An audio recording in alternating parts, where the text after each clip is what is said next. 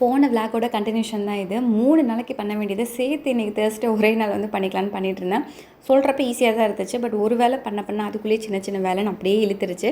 Kitchen clean பண்ணது பார்த்திங்கன்னா next வீடு ஃபுல்லாக ஒட்டரை அடித்து ஈர துணி வச்சு தொடச்சிட்டு அப்படியே கூட்டி விட்டுட்டேன். இந்த ஒர்க் பண்ணுறது கூட எனக்கு வந்து பெருசு இல்லை. இடையில வந்து பார்த்திங்கன்னா லிதுக்கு மார்னிங் சாப்பாடு விட்டணும். அகைன் ஒரு 2 ஹவர்ஸ்க்கு அப்புறம் லஞ்ச் அவனுக்கு ரெடி பண்ணணும். அவனை திருப்பி குடிக்க வைக்கணும். அவனை திருப்பி லஞ்சு சாப்பிட வைக்கணும். அப்புறம் திருப்பி தூங்க வைக்கணும். அவன் ரொட்டீனும் பார்த்திங்கன்னா அஃபெக்ட் ஆகக்கூடாது. நானும் ஒர்க்கில் முடிக்கணும்னு அப்பக்கப்போ கேப் விட்டு அவனுக்கு வேணுங்கிறத பண்ணிட்டு அத்தையிட்ட பார்த்திங்கன்னா விட்டுட்டு நான் இதை கண்டினியூ பண்ணிகிட்டு இருந்தேன். நான் இப்போ பண்ணுற மாதிரி சேம் அத்தையும் அங்கே ஃபுல் ஹவுஸ் க்ளீன் பண்ணிகிட்டு இருந்தாங்க. 2 பேரும் மாற்றி மாற்றி தம்பிங்களை வச்சுட்டே பண்ணிகிட்டு இருந்தோம்.